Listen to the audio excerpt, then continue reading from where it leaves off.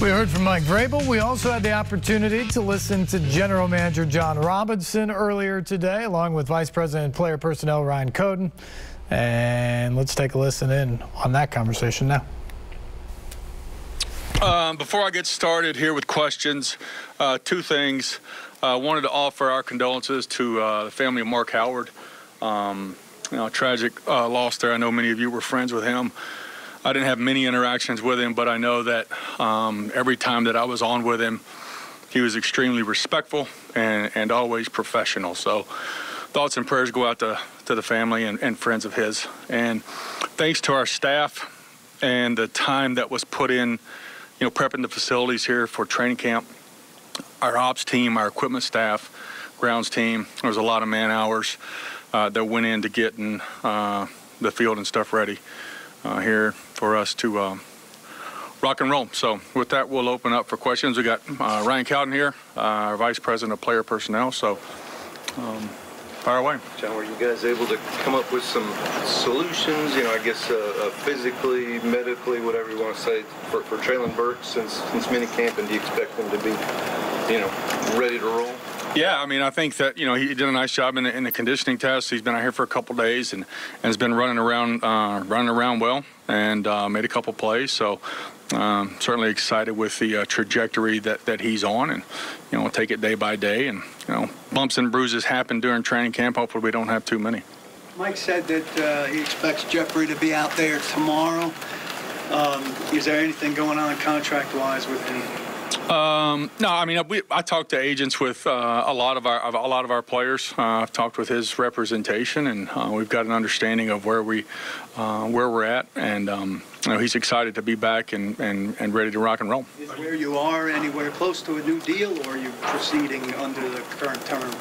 Yeah, we don't really talk about contracts, and I've said that before. I think that's a matter between the club and the agent and the player, and that's how we'll keep it here. In general, John, would you consider redoing a deal with another year and then an option year after that left on it still?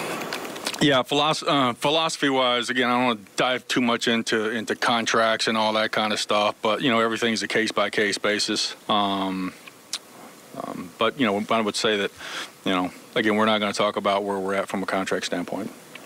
When a guy like Buster Skrine decides at the last minute here to retire, you sort of expect that each year, or is that a bit of a shock to the system and cause you to regroup somewhere? No, you never really know, David. I was so proud he was a part of our team last year after every game, and we signed him mid-season. He came in and contributed for us. As a guy that I think he's got 11 years in the league, and the smile on his face, and he gave me the biggest hug after every win. It was like, thank you so much for the opportunity.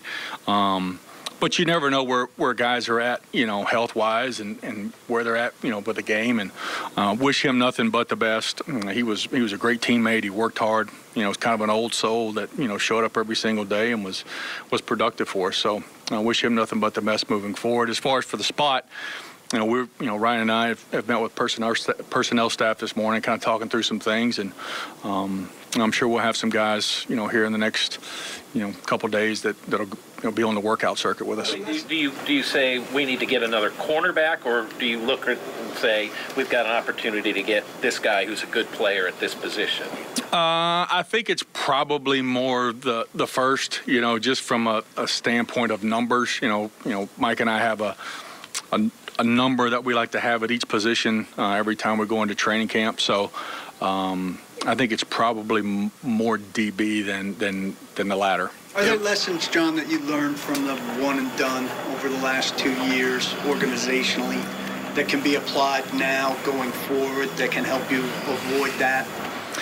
Yeah, I think every situation is unique. I think that you evaluate the player, you get as much information as you can, and sometimes they work out well, and sometimes they don't. And we claimed Zach Cunningham at the end of the season last year, who wasn't playing a whole lot for Houston, but had really productive games and played a lot.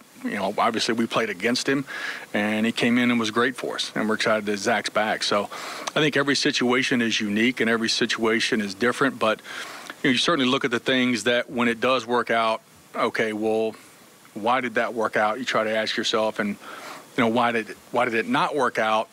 And you obviously try to not go back down the road where it didn't work out, and focus more on the times that it did. Ryan, can you speak broadly to that theme of the ending of the last 2 years, and maybe what the organization learns, what you learned?